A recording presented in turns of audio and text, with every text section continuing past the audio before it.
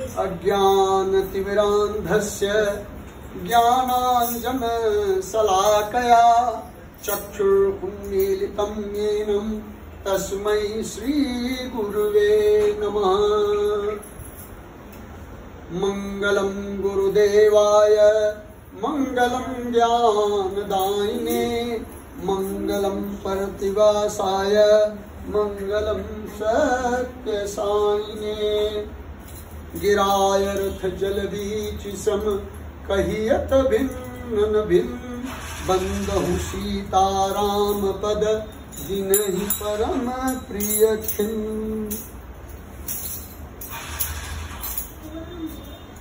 भगवान बाबा की असीम कृपा से आज हम सभी इस नवरात्रोत्सव को मना रहे हैं और यहाँ हम सभी आज ऐसा अवसर मिला है कि कोई सी नवरात्र के संदर्भ में चर्चा करें। आप सभी पिछले नवरात्र जब से शुरू हुआ है तब से लेकर अब तक यहाँ अपने सेंटर पर आकर के सत्संग कर रहे हैं, भजन सुन रहे हैं, भजन कर रहे हैं।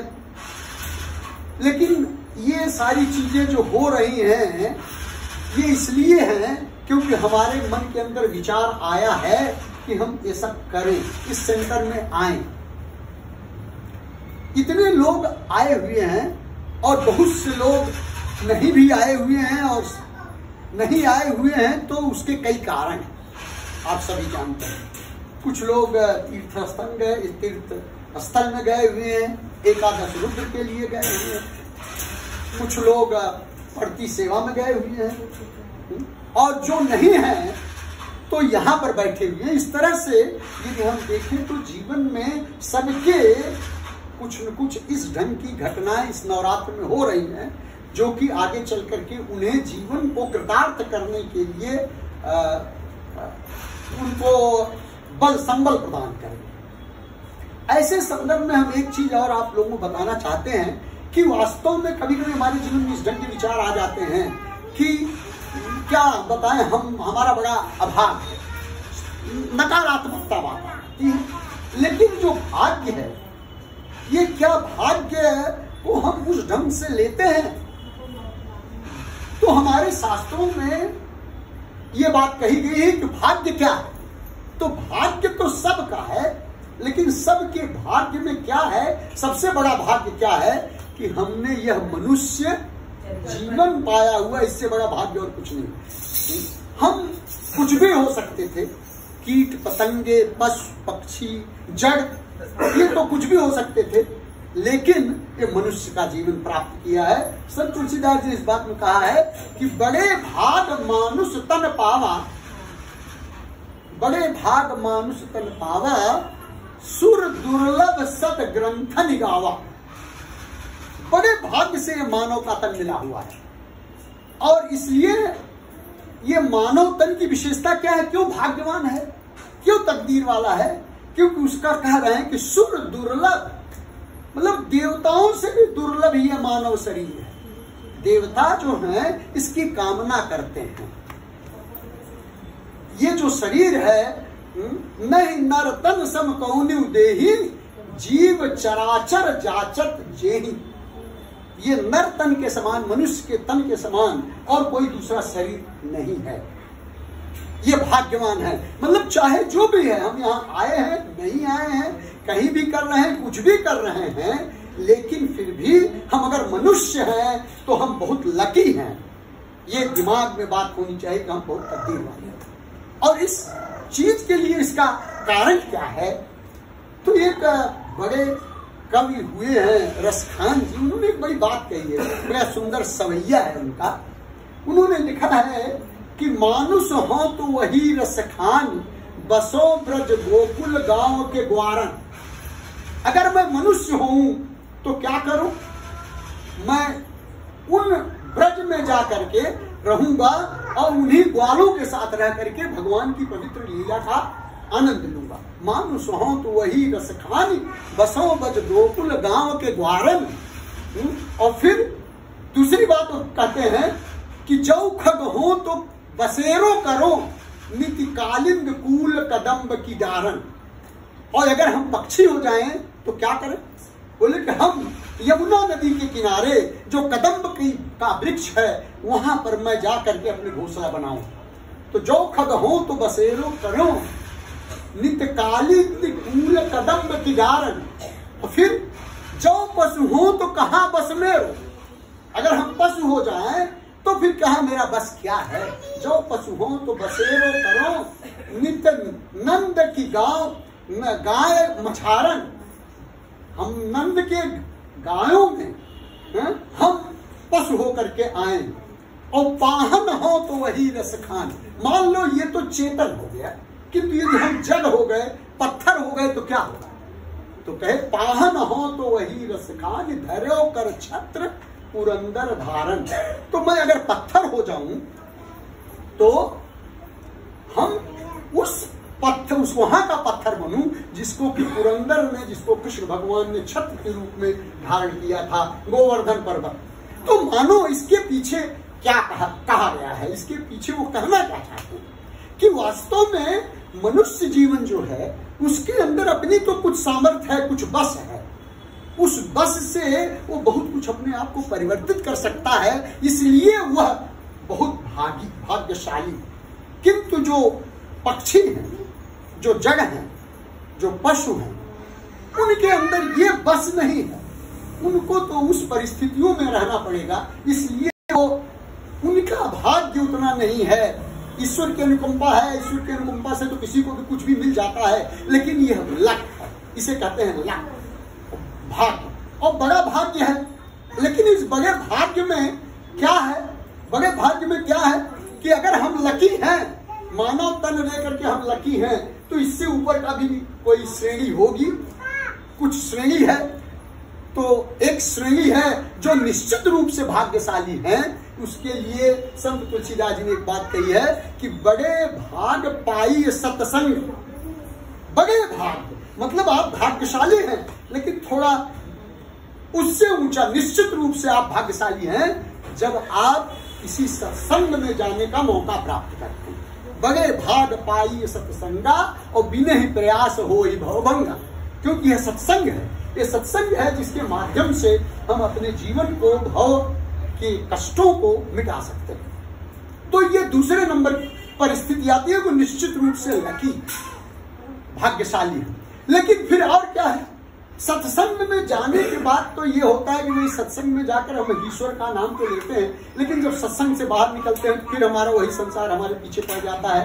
तो ऐसी स्थिति में तो ये भी तो लक हुआ थोड़ा, फिर से हम उसी क्रम में आ जाते हैं। तो बोले कि इसके ऊपर का क्या है? तो बोले इसके बाद ये हो जाता है कि हम सब सेवक यति बड़ भागी संतत ब्रह्मचरण अनुरागी। संत तुलसीदास जी ने लिखा है, अंगद के लोग, अंगद जब सीता को खोजने के लिए जा रहे थे तो समुद्र के किनारे सब लोग थे, और वहां पर अंगद के सहित जितने बंदर थे, सुग्रीव ने कह दिया था कि अगर कोई भी इसमें से बगैर सीता की खोज करके अगर आएगा तो उसका मैं वध कर दूंगा। और ऐसे में एक विचार आता है, सब लोग, अंगद ने कहा कि भाई अब ये तो दोनों तरफ से मृत्यु है, सामने समुद्र है, पार नहीं कर पाएंगे, और पीछे जो है सुग्रीव राजा है, मार डालेंगे अगर हम सीता की सुध नहीं दे करके जाएंगे। तो बाकी बंदर कहते हैं कि भाई चलो कुछ भी है, कम से कम इस बहाने हम भगवान के चरणों में अनुराग तो हमारा आ गया। सीता जी को खोजने के लिए हम विचार तो कर रहे हैं, सतत उस दिशा में चल प्रयास कर रहे हैं, इसलिए हम क्या है, हम सब सेवक अति बड़ भागी। तो वहां क्या हुआ?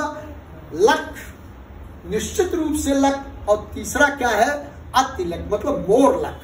मोर लक, हमारे पास और ज्यादा लक है कि हम सत्संग में आए, और सत्संग में आने के बाद हमारे मन के अंदर ये बात आए, हमारे विचार आए कि हम आगे बढ़े उस ईश्वर को प्राप्त करने के लिए जिसके द्वारा हम अपने जीवन को सफल बना सकते हैं। और ऐसे विचार जब सत्संग में आते हैं तो कहीं जाकर के बात बनती है। अब ये जो सत्संग हो रहा है ये कुछ इसी विचार का परिणाम है। आप देखिए, वास्तव में ये जो हमारा वक्तव्य है, कहने वाले तो ये शरीर जो है एक यंत्र है। जैसे आप माइक में बोलते हैं तो पीछे बोलने वाला जो है वो जो बोलता है माइक वही सुनाता है। अब माइक जब बोलने लगता है तो सब लोगों को बड़ी घबराहट हो जाती है, अरे क्या है, बंद करो, कैसा है, चल नहीं रहा है। लेकिन माइक इसलिए बोल रहा है कि उसके पीछे बोलने वाला है। और ये जो है ये इसलिए हो रहा है क्योंकि ऐसी कुछ प्रेरणा हो गई कि ईश्वर की, स्वामी की अनुकंपा हो गई। उन्होंने कुछ ऐसे विचार डाल दिए कि इस विचार के माध्यम से उन्होंने कहा कि वो कुछ कहलाना चाहते हैं। और ये तो 9 दिन का भजन होने ही वाला था, आप सब जानते हैं। लेकिन इसी में हमारे परम भक्त रामनाथ जी थे, इन्होंने एक प्रस्ताव रख दिया यहाँ पर। और प्रस्ताव रख दिया कि भाई क्या है, पिछली बार तो हर बार इसके पहले जब सौंदर राजन जी रहते थे, आज उनकी स्मृति को भी प्रणाम करता हूं, कि जब वो रहते थे तो 9 दिन का सत्संग होता था।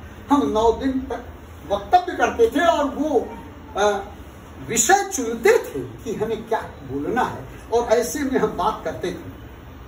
तो तब से उनके जाने के बाद से यह क्रम जो है छूट गया कि हम 9 दिन नहीं सत्संग करते हैं। लेकिन इन्होंने कहा, और ऐसे में व्यवधान भी आए, विचार तो है, क्योंकि सबके विचार हैं। बड़े बड़े लोग जो हैं कि बोले कि भाई अभी कोई तो रहने वाला नहीं है, कोई सुनने वाला नहीं। लेकिन प्रश्न क्या है, सुनना बोलना यह ईश्वर की अनुकंपा के ऊपर निर्भर करता है।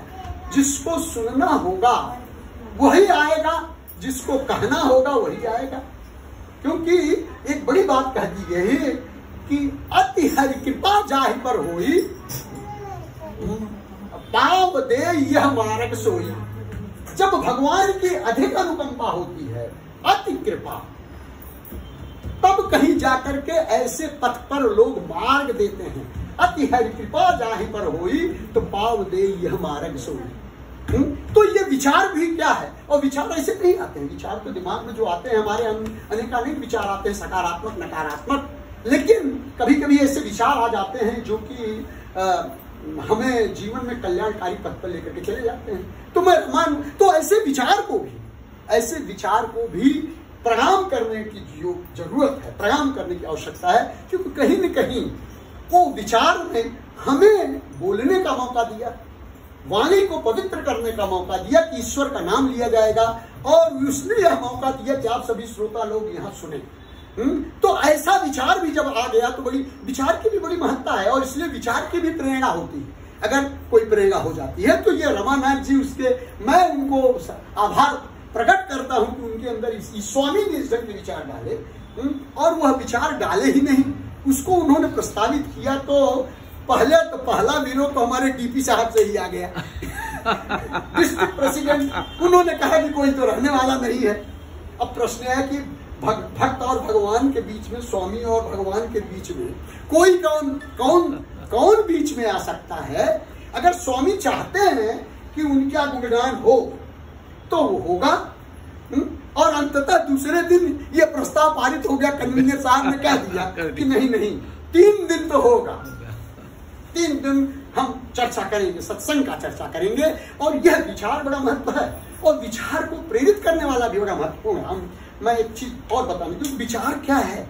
विचार ऐसे ही नहीं आते हैं, क्योंकि जीवन में ये जो हमारा जीवन जो चल रहा है, इस जीवन में हम विचार के माध्यम से ही आगे बढ़ रहे हैं।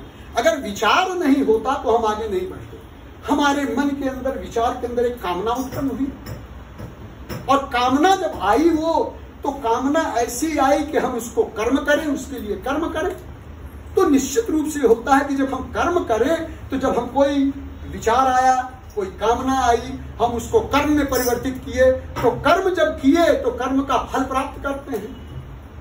और जब कर्म का फल प्राप्त करते हैं तो फल क्यों पाते हैं? फल आप ले आते हैं मार्केट से, तो क्या करते हैं? उसका छिलका थोड़ो खाने के लिए ले आते हैं, उसके बीज को खाने के लिए थोड़ो लेकर के आते हैं।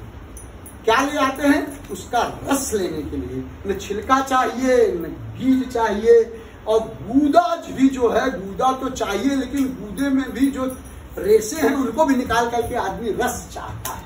तो फल है तो रस का आनंद लेता है, और रस जो है वही भोग हमको देता है, उसको हम सुख प्राप्त करते हैं, भोग करते हैं। तो ये जो कर्म की वृत्ति है, हमारे जीवन में कर्म की वृत्ति है। हमारे अंदर विचार आया, विचार से कर्म उत्पन्न हुए और कर्म से फिर हम फल प्राप्त किए और उन फल को प्राप्त करने के बाद भोगने लगते हैं। अब ये भोगने में दो चीजें होती हैं, क्योंकि कामना हुई, कर्म हुआ, फल आया, तो फल तो कुछ भी हो सकता है, कड़वा भी हो सकता है। कभी कभी फल ऊपर से देखते हैं अच्छा ही रहता है, लेकिन ले आते हैं घर में तो सड़ा होता है। और या कभी वो दिखने में तो अच्छा दिखता है, लेकिन जब उसे खाते हैं तो कड़वा लगता है। तो ये फल और उसके भोग चाहे जैसे भी हो, अब उसके हम गहराई में भी फिलहाल नहीं जाना चाहते हैं, क्योंकि फिर समय तो बहुत लिमिटेड है, इसलिए हम उस बात की चर्चा फिलहाल अभी नहीं करेंगे। लेकिन इस बात को ये कहते हैं कि ये विचार जो आ गए वो किसी न किसी कर्म को प्रस्फुटित किए और फल बनाया, फल को भोगना है, हम लोग भोग रहे हैं, मैं बोल रहा हूँ, आप लोग सुन रहे हैं, कुछ तो आनंद ले रहे हैं। तो ये बड़ी बात है। अब ये कर्म विचार को उद्वेलित करने वाले भी, अभी आपको मैं एक और प्रसंग बताता हूं कि हनुमान जी को जब लंका में जाते हैं सीता की खोज करने के लिए, तो एक बड़ी बात थी कि जाने के पहले अंगद के लीडरशिप में, उनके नेतृत्व में सारे बंदर गए थे, लेकिन उसमें हनुमान जी ही एक ऐसे थे जो सबसे पीछे भगवान राम के चरणों में प्रणाम किया। और जब सबके अंत में राम के चरणों में प्रणाम किया तो भगवान ने अपने हाथ की मुद्रिका निकाल करके उनको दिया और उन्होंने कहा कि बहु प्रकार सीता ही समझायो, कही बल विरह बेगी तुम आयो। ये बहुत प्रकार से आप सीता को समझाना और ये मुद्रिका दे करके मेरे बल को और मेरे विरह को, ये दोनों चीजों को आपको सीता जी को समझाना है, यह कहते चले। अब ये एक मुद्रिका दे दिए, तो मुद्रिका दे दिए, मानो उनको ये भरोसा था कि जितने बंदर जा रहे हैं, भले नेतृत्व अंगद का है या बंदर का है, लेकिन सीता जी के पास पहुंचने वाले हनुमान जी हैं। कहीं न कहीं ये बात नहीं तो नेतृत्व जब कोई करता है तो लीडर को कोई सामान दिया जाए, भाई ये रखो और जब मिलेंगे तो ये दे देना, लेकिन ऐसी बात हुई नहीं। तो वहां जाने के बाद वहां क्या होता है कि जब वहां जाते हैं, और बाकी कथाओं को नहीं हम लेना चाहते हैं क्योंकि बड़ी व्याख्याएं हैं, तो हनुमान जी उस मुद्री को जब लेकर के गए सीता जी के पास, तो सीता जी के पास लेकर के जाते हैं तो नियम यह है कि जब सीता जी से मिले तो उनसे मिल करके उनके हाथ में देना चाहिए था कि भाई भगवान राम ने मुद्रिका दी है, और मुद्रिका दे करके उनको बोल देते हैं कि भाई देखिए उतना प्रेम करते हैं कि ये देखो मुद्रिका आपको हमको दी है, ये आप रख लीजिए, चिंता मत करिए, वो आएंगे। लेकिन ऐसा हुआ नहीं। वो किसी तरह जब पहुंचते हैं लंका में, तो जिस अशोक वृक्ष के नीचे सीता जी बैठी हुई है, उस अशोक के वृक्ष के ऊपर हनुमान जी बैठे हुए हैं। तरु पल्लव महरहा लुकाई, उसमें बैठ करके वो पल्लव के बीच में छिपे हुए हैं और फिर वो विचार कर रहे हैं। करई विचार करहु का भाई, मैं क्या करूं, कैसे क्या करूं। और वहां आती है, क्योंकि फिर नीचे रावण आता है, रावण समझाता है, मारने के लिए कहता है, फिर चला जाता है। त्रिजटा आती है, वो भी राम के बल को बताती है और कहती है कि सपने में मुझे बंदर आया हुआ है। बहुत सी बातें हैं, लेकिन हम उन बातों को अभी टच नहीं करना चाहते हैं। और अंत में वह भी चली जाती है, और जब सब चली जाती हैं तो खाली सीता जी अशोक वाटिका के नीचे अकेली है और ऊपर हनुमान जी है। ऐसे में परिस्थिति बनती है कि जब कोई नहीं है तो हनुमान जी नीचे आराम से वृक्ष के नीचे उतरते थे और सीता को मुद्रिका दे देते थे। लेकिन ऐसा हुआ नहीं, ऐसा हुआ नहीं। सीता देवल जब सब चले गए तो सीता के मन के अंदर विचार आ रहा है कि क्या है, अब ये तो ऐसा लगता है कि जीवन दे देना चाहिए। और जीवन देने के लिए वो त्रिजटा से कही कि आप मेरी संगिनी यहाँ पर लंका में हो तो मैं चिता बना दीजिए, आग ले आइए और मैं चिता में भस्म हो जाना चाहती हूँ। किंतु त्रिजटा भी समझाई और समझा के चली जाती है और फिर अकेले में वो विचार करती है कि ये दुख अब नहीं सहा जाता, अब तो जीवन को देना चाहिए। और फिर अशोक से बोलती हैं कि आप हमें आग दे दीजिए कि जिससे कि मैं अपने जीवन को समाप्त कर लूं। ये विचार, ये नकारात्मक विचार सीता जी के मन में आ रहे हैं। और उधर हनुमान जी हैं, और हनुमान जी के अंदर क्या है कि तर पल्लव में रहा लुकाई, करो विचार करो का भाई। तब सोच रहे हैं क्या, और फिर वहां से क्या करते हैं, कपि मन कीन विचार दीन मुद्रिका डार। तब नीचे उतर करके दिया नहीं उन्होंने, वहीं ऊपर से उन्होंने नीचे गिरा दिया। तो सीता ने क्या समझा, बोला कि ऐसा लगता है कि ये जो अशोक है, अपने अशोक, उसका नाम अशोक, जहां शोक न हो, मेरे शोक को हरण करने के लिए अशोक ने अंगार दे दिया और उठ करके वो ले लेती है। तो क्या देखती है कि ये तो राम की मुद्री है। अब राम की मुद्रिका जो लेती हैं, उनके मन के अंदर जो नकारात्मकता थी, मानो एक विचार प्रेरित हो रहा है। वो डालने के पीछे हनुमान जी का उद्देश्य क्या था कि वो जो सीता जी के अंदर नकारात्मकता चल रही थी कि क्या होगा, मैं मर जाऊं, इस नकारात्मकता को कैसे किया जाए, खत्म किया जाए। तो वो अगर ले आके देते थे तो फिर वही भ्रम, वही अविश्वास आगे बढ़ता रहता। लेकिन उन्होंने जब डाल दिया तो सीता फिर विचार करने लग गई कि जीत को सकई अजय रघुराया और माया ते यह रच नहीं जाए। ये भगवान राम को कौन जीत सकता, वो तो अजय है। यह विचार आता है उनके मन में कि भगवान रामचंद्र हमारे जो स्वामी हैं, उनको तो कोई जीत ही नहीं सकता।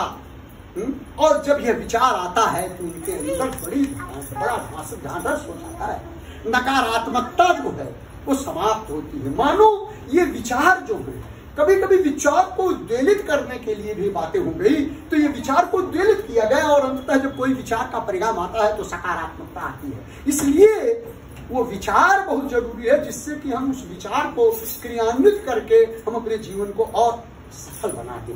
तो ये तो विचार हो गया, तो हम विचार करके भगवान की तरफ बढ़ रहे हैं और भगवान को प्राप्त करके हम अपने जीवन को धन्य बना सकते हैं, हम अति बड़भागी हो सकते हैं। लेकिन सबसे मोस्ट लकी क्या हो सकता है? मोस्ट लकी एक यह भी है कि भाई हमारे पास तो अपनी व्यथा है, हम अपने आप में परेशान हैं। अब क्या करें, भगवान के पास जाने के पास हमारे विचार ही नहीं, नकारात्मकता में घिरे हुए हैं, तो क्या करें? तो क्या हो सकता है? बोले अति बड़भागी तो हो गया, लेकिन मोस्ट लकी, अतिशय बड़भागी कौन है? अतिशय बड़भागी, सबसे ज्यादा लकी कौन है? तो बोले तुलसीदास जी ने एक प्रसंग किया है। उन्होंने कहा कि भाई वो प्रसंग है अहिल्या। अहिल्या जो है गौतम ऋषि के श्राप से पत्थर बन गई। अब पत्थर बन गई है तो उसके अंदर तो चेतना शून्य है, न विचार है और न कर्म है, कर्म कर नहीं सकती, जड़ है। अब बड़ी परिस्थिति है कि ऐसी परिस्थिति में उद्धार हो कैसे? और जब उद्धार नहीं हो तो क्या है, विश्वामित्र लेकर के राम को चले जाते हैं। और जब राम को चले जाते हैं तो परसत पद पावन पाप न सावन प्रकट भई कप कुंज सखी। भगवान राम के चरणों की धूल को प्राप्त करके जब वह चैतन्य हो जाती है तो वह जो है प्रणाम करने लगती है और बहुत ही आनंद में हो करके उसके दोनों आंखों से आंसू बहने लगते हैं। संत तुलसीदास जी वहां एक शब्द लिखते हैं, अतिशय बड़भागी अति अनुरागी। वह इतनी बड़भागी है, जुगल नयन जलधार में, अतिशय बड़भागी, जिसके अंदर न विचार है न चेतना है, और चेतना शून्य है। हम जब पत्थर हैं, पत्थर के अंदर कोई विचार नहीं है, तो ऐसे में भगवान स्वयं जाकर के अगर उद्धार कर दे तो इससे बढ़ करके और कोई बड़भागी नहीं हो सकता। तो ये अति बड़भागी है और अतिशय बड़भागी है। तो अतिशय बड़भागी कौन है? जिसके जो चेतना शून्य। हम लोग तो सब वही उसी कैटेगरी के अंतर्गत आते हैं। हम अपने कार्य में इतने मस्त हैं कि हमें भगवान का नाम लेने की फुर्सत भी कहाँ है। तो ये ऐसे में भगवान हमारे ऊपर कृपा कर दे तो भाई ईश्वर की अनुकंपा, अतिशय बड़भागी है, अतिशय बड़भागी, चरण में लागी, जुगल नयन जलधार बही। ये अहिल्या की है। और अहिल्या पर्वत शैल बनी हुई है, पत्थर बन गई है, चेतन नहीं।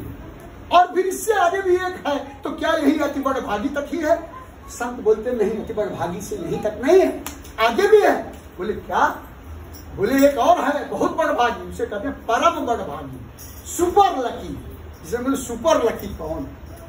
भगवान चैतन्य हो गए, चैतन्य कर दिया, लेकिन सुपर लकी कौन है? तो बोले एक आदमी है रामायण के प्रसंग में एक बात जो सुपर लकी है। बोले कौन? बोले जटायु। राम काज कारण तन त्यागा, हरिपुर गयो परम बड़ भागा। वह जो है राम के कार्य के लिए अपने शरीर का त्याग कर दिया। ऐसे व्यक्ति हैं वो परम बड़भागी हैं। इस संदर्भ में मुझे बड़ा अपने आप में एक बड़ा वो लगता है, सामने सौंदरराजन जी की फोटो, बस मुझे वही याद आ रहे हैं कि परम बड़भागी जैसे उनकी स्मृति को प्रणाम करने की आवश्यकता है कि वास्तव में उन्होंने बस स्वामी के लिए ही उनका जीवन था, ऐसा लग रहा। वो सतत उनका चिंतन, कैसे प्रोग्राम हो, कैसे भजन हो, क्या क्या प्रोग्राम होने चाहिए। आप सभी उसके दृष्टा हैं, मुझे कुछ कहने की आवश्यकता नहीं है, लेकिन उनका जीवन, वो अपने कार्य तो करते ही थे, बड़े पोस्ट पर CEO थे, लेकिन इसके बावजूद भी ईश्वर के प्रति में समर्पित कि प्रतिदिन कोई ऐसा दिन नहीं जाता था जिस दिन वो स्वामी के कार्यों को आगे करने के लिए न जाते हो अंततः। और जब वो जाने लगते हैं तो उनके मुंह से क्या लिखता, अहम ब्रह्मास, मैं ब्रह्म हूं। और वो ब्रह्म में मिल गए, स्वामी में मिल गए, स्वामी के चरणों में मिल गए।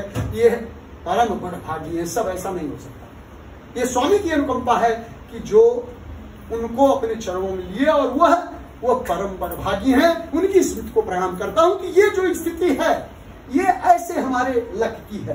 अब समस्याएं तो बहुत है, लेकिन हम थोड़ी सी उस बात पर आते हैं कि हम नवरात्रि की चर्चा कर रहे हैं, नवरात्रि पर हम लोग तो बात कर रहे हैं, और नवरात्रि है। अब नवरात्रि है और इस नवरात्रि में नव दुर्गा की पूजा करते हैं।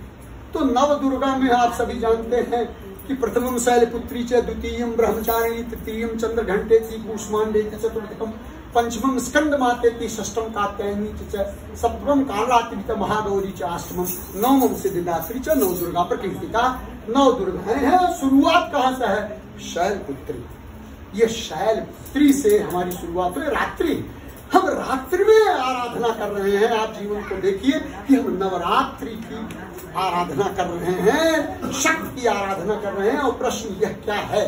और शुरुआत शैलपुत्री से हो रही है। क्या हम शैलपुत्री? शैलपुत्री मतलब क्या? शैल का मतलब पत्थर, तो हम पत्थर ही तो हैं। अभी हम क्या चर्चा कर रहे थे? हमारे अंदर अपनी चेतना तो नहीं है। शैल क्या है? एक बड़ा सुंदर व्यंग प्रसंग संत तुलसीदास जी ने कविता में लिखा, बड़ा सुंदर बात है कि विंध्याचल पर्वत पर कुछ, जिस त्रेता युग में कुछ तपस्वी जो है, मतलब तपस्या का एक महात्मा जी प्रवचन कर रहे थे, तो कई तपस्वी लोग जो हैं वहां जुटते थे। तो उस कथा के बाद वो तपस्वी लोग जो है एक दिन कोई आया नहीं, तो बोले भाई क्या बात हो गई, सारे तपस्वी जो है गायब। बोले कि सब तपस्वी लोग जो हैं वो पत्थर जो है ले करके और उसकी जो है उसको छांट काट रहे हैं, अच्छी मूर्ति बना रहे हैं। बोले क्यों? बोले कि क्या बोलते हैं, इतने दिन से तपस्या कर रहे हैं, कोई सुख नहीं, कोई आनंद नहीं, अब हम लोगों की शादी भी नहीं हो रही, तो अब हम लोग विवाह करेंगे। बोले क्यों? फिर विवाह का क्या बात? बोले कि अब बड़ा आनंद आ गया, क्योंकि अभी इसी विंध्य पर्वत से भगवान राम आएंगे। और मैंने सुना है, संत तुलसीदास ने बड़ा लिखा कि विंध्य के बासी उदासी, तपोव्रत धारी बिना महाबिन नारी दुखारे। सब लोग जितने, ये अपनी कल्पना नहीं कर रहा हूं, संत तुलसीदास लिखा हुआ है कविता कि विंध्य के बासी उदासी, तपोव्रत धारी महाबिन नारी दुखारे। सब लोग बिना नारी के दुखी थे, उनको सुख चाहिए था, इसलिए सब लोग कह रहे थे सुंदर सुंदर प्रतिमाएं कि हम बस भगवान आएंगे। तो क्या बोलते? गौतम तीर तरी तुलसी सो कथा सुन, भय मुनि वृंद सुखारे। यह कथा सुने कि भाई भगवान राम ने पत्थर को भी तरुणी बना दिया था, अहिल्या बता दिया, अहिल्या बन गई थी, तो चलो अच्छा हो गया, बड़ी अच्छी बात हो गई, हमें सुख हो जाएगा। और फिर वो कहते हैं कि गौतम तीर तरी तुलसी सो कथा सुन, भय मुनि वृंद सुखारे। तो वो दूसरी बात कहते हैं कि भाई एक चीज है कि कीनो फलो रघुनायक जू, आपने बहुत अच्छा किया कि जो करुणा कर कानन को पगधारे। आपने करुणा किया कि आकर के जंगल में आ जाएंगे, तो ये जो पत्थरों को आप पांव लगा देंगे, हमारी ये हो जाएंगी, पत्नियां हो जाएंगी, हम भी विवाह करके सुखी हो जाएंगे, बड़ा आनंद आएगा। और यह कर रहे थे, मानो ये हमारे विचार है। जो तपस्वी है, जो इतनी तपस्या कर रहे हैं, उनके मन के अंदर ये विचार क्या है? जड़ता ही है, जड़ता का विचार। बाद में जब पता चला कि भगवान आए और जब शादी हो गई और फिर आने के बाद जब जंगल में घूम रहे थे तो सीता का हरण हो गया तो रोने लगे। तो तपस्वी लोग पूछे भाई अरे क्या ये भगवान तो इतने सुखी थे, अब रो क्यों रहे हैं? बोले क्या रोना भी पड़ेगा शादी करने के बाद? तो बात फिर तो रोना ही पड़ेगा और क्या हो। तो मानो जीवन में ये सब बातें कहूँ कि हमारी जड़ता है, तो जड़ता से परेशान है। तो ये जो शैल पुत्री है, जब ऐसे एक व्यंग जो संत ने लिखा है उसके पीछे बड़ा रहस्य है। उसके संकोच को जब सुनते हैं तो ये बात करते हैं कि जीवन में ये जो हमारे विचार हैं, हमारे विचार जो हमें कर्म करने के लिए प्रेरित करते हैं और कर्म का जो फल प्राप्त करते हैं और फल को जब भोगते हैं तो उनके दुखों को हम नहीं जानते हैं, इसलिए हमारे जीवन में ये परेशानी होती है। और ये नवरात्र क्या है? तो रात्रि में हम, रात्रि जो है वो दिन है, तो दिन अगर अनुकूलता है तो रात्रि हमारी प्रतिकूलता। हम जीवन में अपनी प्रतिकूलता को कैसे सुधारें, और यह रात्रि क्या है और इस रात्रि का निराकरण क्या है, इस कथा के लिए समय नहीं है। थोड़े समय के बाद, क्योंकि 8:30 बज रहा है, सब लोग भी जाएंगे अपने अपने कार्य में, इस कथा को हम आगे कर बढ़ाएंगे। लेकिन ये बात निश्चित रूप से है कि हमारे जीवन की प्रतिकूलता जो बनी हुई है, इस प्रतिकूलता को हम कैसे हटाएं, ये बड़ा महत्वपूर्ण है। क्योंकि हर व्यक्ति जो है ये प्रतिकूल कैसे है? प्रतिकूल इसलिए है क्योंकि हम की विचार लेते हैं, मन में विचार करके कर्म करते हैं और फल जो मिलता है तो फल में हमारे वो दुख और सुख दोनों हैं। और सुख और दुख जो होता है तो सुख तो ठीक है, जब कर्म जो है, क्रिया है, कर्म हमारे अनुकूल रहा तो समझो सुख मिल गया। लेकिन अगर कर्म प्रतिकूल हो गया तो दुख आ गया। तो उस दुख का समाधान कैसे हो, उसी समाधान को खोजने के लिए इस रात्रि को, नवरात्रि को मनाते हैं। और ये नवरात्रि जो है, अब वैसे देखा जाए तो नवरात्रि कही गई है, लेकिन बाद में जब दुर्गा सप्तशती पढ़ते हैं तो उसमें तीन ही रातें हैं, कालरात्रि, महारात्रि, मोहरात्रि। कालरात्रि तो काली है, जगदम्बा है, शक्ति है। मोहरात्रि, महारात्रि महालक्ष्मी है। और मोहरात्रि सरस्वती, मतलब सरस्वती को मोह की रात्रि में लगाया है कि जीवन में भ्रम हमें विचारों से ही होता है। ये सरस्वती क्या है? ये सरस्वती तो हमारे जीवन में विचार लाती हैं। और ऐसा नहीं है कि अच्छा आदमी है तो अच्छा विचार करेगा, ऐसा नहीं। अच्छे व्यक्ति के अंदर भी बुरे विचार आते हैं और बुरे से बुरे व्यक्ति के अंदर भी अच्छे विचार आते हैं। प्रश्न यह है कि वो विचारों को क्रियान्वित कैसे करता है, वो किसको कर्म में परिवर्तित कर देता है, उसी से वो अच्छा और बुरा बन जाता है। तो ये बड़ी विचित्र बात है। इंद्र है, इंद्र भोग में लिपटा हुआ है, स्वर्ग का राजा है, लेकिन इसके बावजूद भी उसके अंदर ये वृत्ति है कि नहीं, इतने भोगों से, इतने अप्सराओं के रहते हुए भी हम अभी संतुष्ट नहीं है, तृप्त नहीं है। वो छल करता है, गौतम की पत्नी हिल्या के साथ छल करके उसके साथ संबंध बनाता है, जिसका कारण होता है कि उसको गौतम श्राप दे देते हैं, मानो अच्छा दे। और रावण के अंदर भी अच्छा विचार आता है।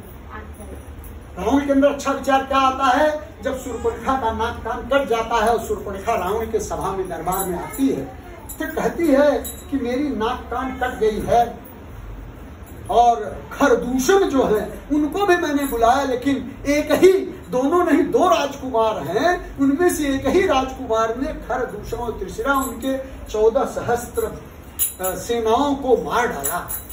और तब ये बात जब सुनता है तो रावण जो है उस दिन रात्रि को विचार करता है और विचार करता है कि खरदूषण मौसम बलवंता और तही के हते बिना भगवंता। वो भगवान हो सकते हैं, क्योंकि खरदूषण को बगैर भगवान के तो कोई नहीं मार सकता। एक अच्छा विचार उत्पन्न होता है और फिर वो जैसे ही विचार आता है तो ऐसे में जब विचार आया कि निश्चित रूप से जब खरदूषण को मारे हैं तो भगवान है, तो जब भगवान को समझ लिया, जान लिया, तो रावण के अंदर तो भक्ति, रावण के अंदर भक्ति का प्रस्फुटन होना चाहिए था। अगर वो भक्ति कर लेता भगवान की तो सारी रामायण ही समाप्त हो जाती, सब बढ़िया हो जाता, लेकिन हुआ नहीं। क्या बोल रहा है? हो ही भजन नहीं तामस देना, बोले मुझसे तो भजन होगा नहीं। विचार तो अच्छा आया, लेकिन हमने तय कर लिया, निर्णय कर लिया, क्या करें, भजन तो होगा ही नहीं, तो चलो जब नर रूप भूप सुत कोई हरि जीत कर दो। वही अगर वो राजकुमार हो सकता है, राजकुमार भी हो, भ्रम तो है, हो सकता है राजकुमार हो, तो जीत करके मैं उनसे उनकी पत्नी, सुंदर पत्नी को ले लूंगा और उसको क्रियान्वित कर देता है। अच्छे विचार जो है उसके अंदर चले जाते हैं। और इस तरह से व्यक्ति अपने जीवन में किस तरह से कर्म बंधन में बंधता है, जिसका अंततः परिणाम रावण ही का नहीं, रावण के पूरे खानदान का की मृत्यु हो जाती है, सब समाप्त हो जाता है। ये विचार किस ढंग से किसी को दुख प्रदान कर देता है, ये बात है। तो ये बात है हमारे जीवन में। तो ये 3 रात्रि है, ये विचार है जो सरस्वती है मोह रात्रि उत्पन्न कर देती है। इन तीनों रात्रियों से समझ में आ गया कि हम 3 रात्रि है और 3 ही दिन हमको प्रवचन करना है। उसमें से एक दिन आज खत्म हो रहा है। भूमिका के रूप में मैं आपको बस इतना ही बता दिया कि भाई रात्रि क्या है, हमारे जीवन में जो प्रतिकूलता है रात्रि है। इस रात्रि का